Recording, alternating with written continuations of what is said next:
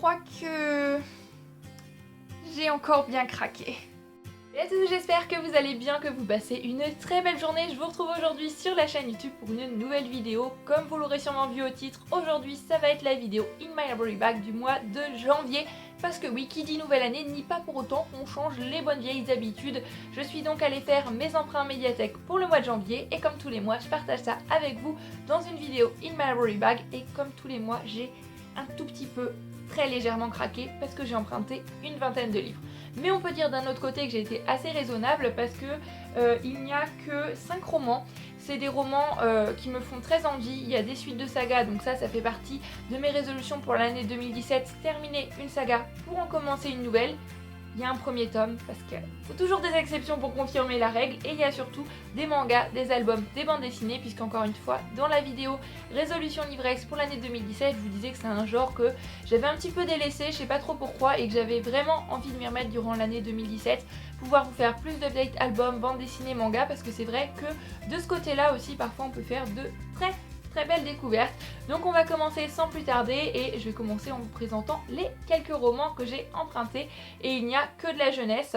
On commence avec le tome 3 et le tome 4 de la saga Lily de Holyweb. Donc le tome 3 s'intitule Lily et la prison enchantée, c'est paru chez Flammarion, et le tome 4 Lily et la prophétie, toujours paru chez Flammarion. C'est une petite saga jeunesse que j'ai commencé durant les Bookmas et que j'ai tout simplement adoré. C'est un plaisir de redécouvrir La Plume de Holyweb que j'avais déjà lu avec sa saga Rose, que j'ai lu il y a quelques années et que j'avais beaucoup aimé. Ici on retrouve encore une fois une saga jeunesse très fraîche avec une touche de magie, c'est addictif et ça se lit super bien, ça se dévore. Donc voilà, quand j'aurai lu ces 2 derniers tomes, je pourrais dire que j'ai terminé la saga, puisqu'il me semble qu'il n'y a que 3 tomes. En plus, c'est écrit super gros, ça se lit super facilement et c'est un pur bonheur. On poursuit avec l'exception qui confirme la règle puisqu'il s'agit d'un premier tome. Mais étant donné que la suite n'est pas sortie, je considère que ce serait déjà avoir terminé une saga, j'aurais plus qu'à attendre les prochains tomes. Mais quand je l'ai vu, j'ai pas pu le laisser là, il fallait absolument que je l'embarque. Il s'agit du Musée des monstres, donc c'est de Lauren Oliver et H.C. Chester. C'est le tome 1 La tête réduite et c'est illustré par Benjamin Lacombe. Vous en doutez bien, j'ai vu illustré par Benjamin Lacombe, bien évidemment j'ai eu envie... Je vais y arriver. J'ai eu envie d'emprunter ce livre, en plus il est très beau, l'objet livre est vraiment très bien fait. Il me semble qu'on est dans l'univers du cirque un petit peu, mais je ne sais pas trop de quoi ça parle. Ça me fait un petit peu penser à Miss Peregrine au niveau de la mise en page, avec les fins de chapitre avec une page unie comme ça. Puis on a des illustrations de Benjamin Lacombe, donc bien évidemment je les trouve superbes. Comme celle-ci par exemple. J'ai l'impression que l'atmosphère est quand même assez lourde, assez sombre, mais j'ai quand même très envie de me plonger dedans. De toute manière, bien évidemment, j'ai très envie de me plonger dans tous les livres que j'ai empruntés et que je vais vous présenter aujourd'hui. La 4e de couverture nous dit « Mesdames et messieurs, petits et grands, bienvenue au musée des horreurs de Dumfries. Venez découvrir ces curiosités en tout genre et autres bizarreries merveilleuses. » Eh bien moi j'ai très envie d'aller découvrir ces bizarreries merveilleuses et j'espère que je le ferai incessamment sous peu. On poursuit avec un livre dont j'ai entendu beaucoup de bons avis, et même s'il se passe en été, que je suis assez bornée sur les saisons, bah là j'ai pas pu résister, parce qu'il a l'air génial. Il s'agit de Hugo de la nuit, c'est de Bertrand Santini, c'est paru aux éditions Grasset Jeunesse. Alors là on est sur un espèce de conte philosophique pour enfants, il me semble, quelque chose comme ça. C'est très fin et apparemment ça se dévore, c'est magique, c'est magnifique. Je pense notamment à Audrey de la chaîne Le Souffle des mots, qui l'avait beaucoup aimé, et la 4e de couverture nous dit une nuit d'été, un enfant, des fantômes, un secret. Et bien moi il m'en faut pas plus pour me donner envie de partir à la découverte de ce livre aussi. Toujours à cause ou grâce à Audrey du Souffle des mots, j'ai emprunté ce livre aussi. Il s'agit du garçon qui courait plus vite que ses rêves de Elisabeth Laird, paru aux éditions Flammarion dans leur collection Tribal. Alors là je ne sais absolument plus de quoi parle ce livre. Mémoire de poisson rouge, bonjour. Mais je sais qu'elle avait beaucoup apprécié et je lui fais énormément confiance. Donc on va voir, encore une fois, c'est petit, c'est de la jeunesse, c'est écrit assez gros, donc j'ai hâte de me poser un après-midi avec un plaid, un chocolat chaud, ce livre entre les mains. Je pense que ça peut être un très bon moment de lecture. On poursuit avec les mangas, j'en ai emprunté 3 et c'est des premiers tomes puisque ceux que j'avais commencé, il n'y avait pas la suite. Mais j'avais quand même envie d'emprunter des mangas, donc je me suis dit que j'allais prendre des premiers tomes. Et puis la règle de terminer une saga pour en commencer une nouvelle ne compte pas pour les mangas. Donc je les ai pris un petit peu comme ça, je sais pas du tout de quoi ça parle. On a tout d'abord Adekan de Izukiji Nao. Mon accent japonais ne s'est toujours pas amélioré. Et c'est paru chez Ototo Seinen. Et je trouvais la couverture tout simplement sublime, même si je n'ai absolument aucune idée de quoi ça parle. Better Virgin de Kei Kusunoki, donc c'est le tome 1 bien évidemment aussi, paru aux éditions Kiyun. Donc là c'est mis pour public averti et j'ai lu la 4e de couverture. Il me semble qu'il y a une histoire de secret etc, d'un homme qui drague un petit peu toutes les filles et qui va se laisser surprendre par une fille qui aurait un lourd secret qu'il aurait entendu alors qu'il n'aurait pas dû, quelque chose comme ça. J'en sais pas plus et je vais me plonger dedans un petit peu à l'aveugle. Et on termine les mangas avec Barakamon, donc le tome 1 de Satsuki Yoshino.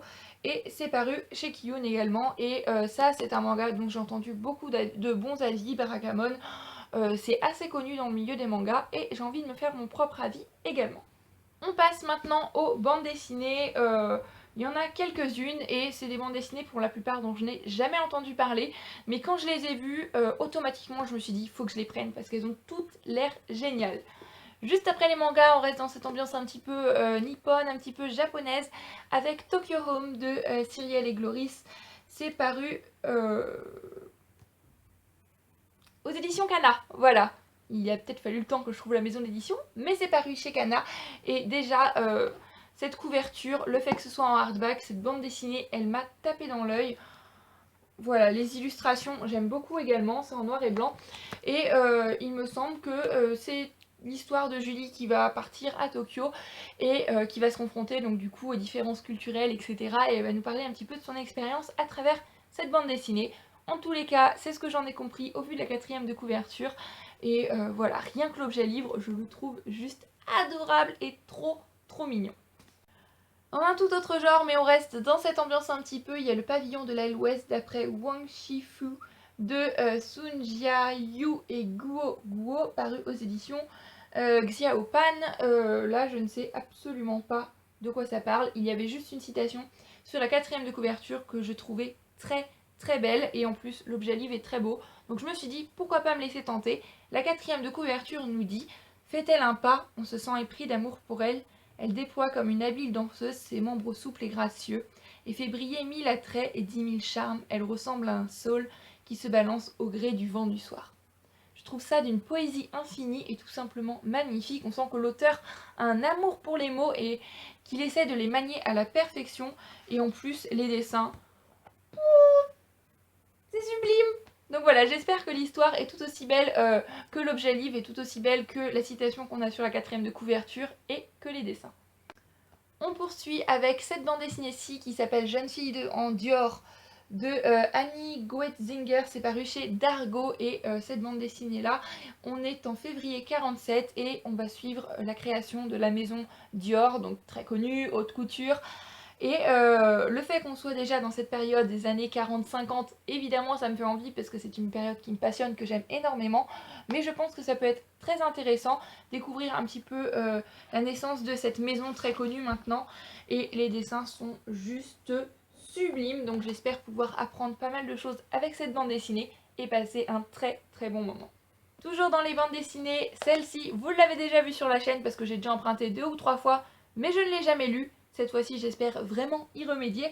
Il s'agit d'Abélard, le tome 1, La danse des petits papiers de Diliès et Autière, paru aux éditions d'Argo également.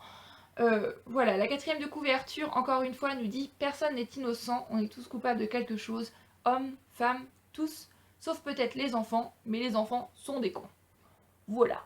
Moi, ça m'intrigue, ça me donne envie. En plus, les illustrations, je les trouve trop choupies, adorables.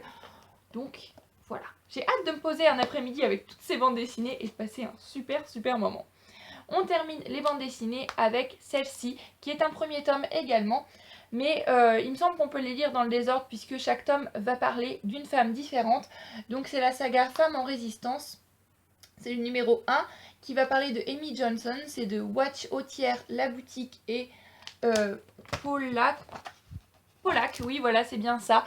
J'adore quand ils mettent l'étiquette sur le nom de l'auteur, c'est pas très pratique pour moi.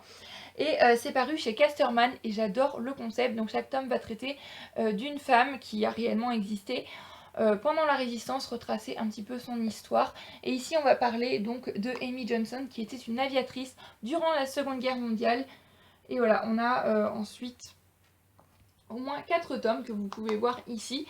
Et si celui-ci est bien, j'ai hâte de découvrir la suite parce que j'adore le concept, ça promet d'être très intéressant et c'est tout simplement une idée géniale. En plus, les dessins, ils sont assez sympas. Donc, pourquoi pas. On va maintenant terminer avec les albums pour enfants parce que je pense que je ne le dis jamais assez. On peut aussi faire de très belles découvertes dans les albums. C'est pas parce que c'est des albums que dès qu'on a plus de 6 ans, on doit complètement arrêter de les lire. Personnellement, j'adore me poser avec un plaid et un bon album. Et quand on est adulte, on peut voir l'histoire d'un œil différent et y voir un autre sens. Et je trouve ça intéressant. Et c'est génial. En plus, parfois, il y a juste des albums qui sont un petit bijou et une beauté pour les yeux. Et j'avoue que je me suis essentiellement fiée pour mes emprunts aux premières de couverture et aux illustrations qui m'ont tapé dans l'œil. Et pour la plupart, je ne sais absolument pas de quoi ils parlent, mais j'ai hâte de le découvrir. On commence sans plus tarder avec Le ciel d'Anna. C'est de Stian Hall et c'est paru aux éditions Albin Michel Jeunesse. Voilà. On a quand même une couverture magnifique. Et des illustrations qui le sont tout autant. Donc à voir ce qu'il en est pour l'histoire.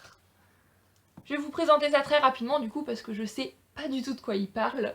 On a aussi Billet retour de Emmanuel Bourdier et Alejandro, je suppose que on dit pas Alejandro, je ne sais pas, Alejandro Galindo, paru aux éditions Océan Jeunesse, qui est une maison d'édition que je ne connais absolument pas. Mais dans les albums jeunesse, parfois, chez les petites maisons d'édition, on trouve de véritables perles, donc à découvrir. Encore une fois, une petite maison d'édition avec Le Messager du clair de lune de Jean-Marie Robillard et Marie Desbon, paru aux éditions Le Buveur d'encre. J'adore ce nom de maison d'édition, il est tout simplement génial. Et la couverture est tout aussi géniale, franchement, c'est juste magnifique.